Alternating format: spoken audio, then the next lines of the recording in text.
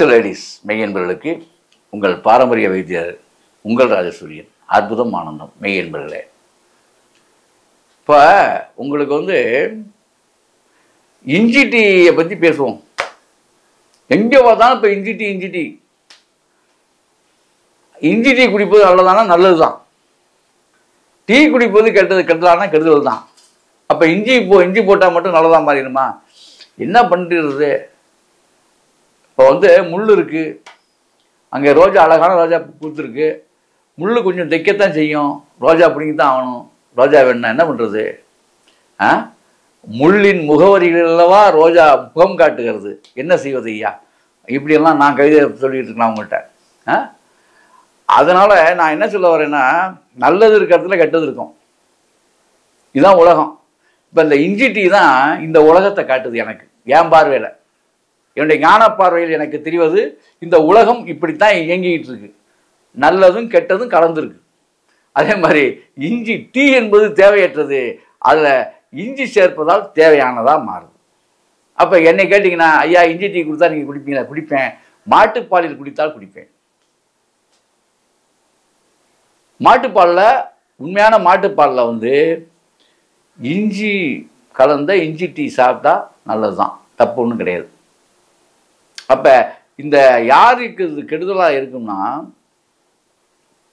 மஞ்சக்காமாலை வந்தவர்களுக்கு கெடுதலான ஒரு விஷயம் இந்த டீங்கிற விஷயம். அவர்கள் தேநீர் அருந்தக்கூடாது, காப்பி கூட குடிக்கலாம், தேநீர் அருந்தக்கூடாது. இந்த இஞ்சி டீ மஞ்சக்காமாலைக்கு மட்டும் ஆகாது, ஆனால் இஞ்சி அதில் கலக்கிற நல்லது தான். ஆனால் டீ கலப்பதால் மஞ்சக்காமாலை நோயாளர்கள் அவசைப்படுவார்கள். அந்த பித்த எரிவாயு அவங்களுக்குள்ள ஆரம்பிக்கும், இதெல்லாம் நடக்கும். அது தேவையில்லாத ஒரு விஷயம் அவங்களுக்கு.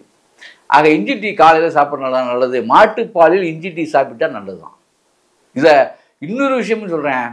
கொய்யாக்காய் இருக்குது பார்த்தீங்களா, கொய்யா இலையும் இஞ்சி சாரும், இதுதான் இஞ்சி, உண்மையான இஞ்சி டீ. இந்த தேயிலை எல்லாம் இலை தானே. இப்போ நான் ஒரு இஞ்சி டீ சொல்கிறேன், அது மாதிரி சாப்பிட்டு பாருங்கள், சூப்பராக இருக்கும்.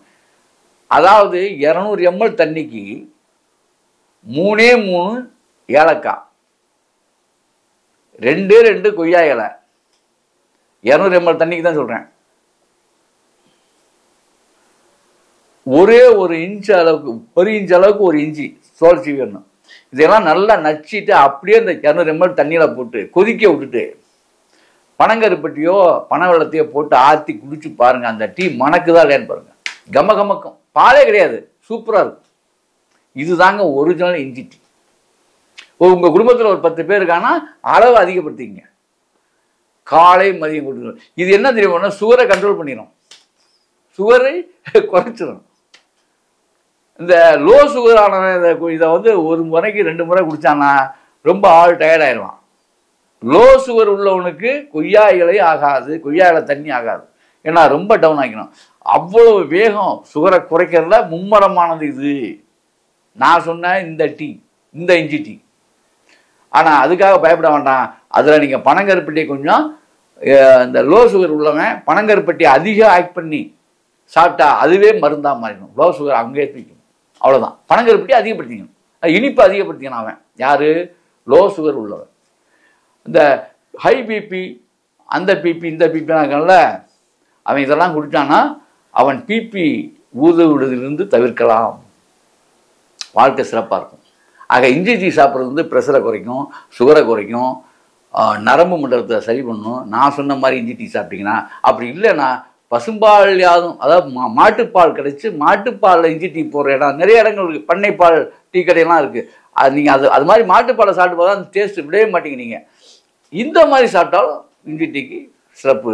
ஆகவே இப்படி சாப்பிட்றதுல மட்டும்தான் சிறப்பே தவிர, இந்த இஞ்சி டீயை பொறுத்த வரைக்கும் சாப்பாட்டுக்கு முன்னால் அதிகாலையில் ஒரு 6 மணிக்கே சாப்பிட்றது ரொம்ப ரொம்ப சிறப்பு. கண்கள்லாம் புத்துணர்ச்சி பெறும், பித்தத்தை தணிக்கும், சூட்டை கூட தணிக்கும். அவ்வளோ அதிக அற்புதமானது. பசியை தூண்டும், குடலை சுத்தம் பண்ணும், உடம்பையே உங்களுக்கு சிறப்பாக்கும். இது சாப்பாட்டுக்கு முன்னால் சாப்பிடணும், காலையில் சாப்பிடணும். எப்போ சாப்பிட்டாலுமே சாப்பாட்டுக்கு முன்னதாக சாப்பிட வேண்டும். எப்போ வேணாலுமே சாப்பிடலாம், சாப்பாட்டுக்கு 1 மணி நேரம் முன்னதாக சாப்பிடணும். சாப்பிட்ட உடனே இதை குடிக்கக்கூடாது, சரியா? ஆகவே அன்பர்களே, இப்படி செய்து அப்படி வாழுங்கள். அற்புதம், ஆனந்தம்.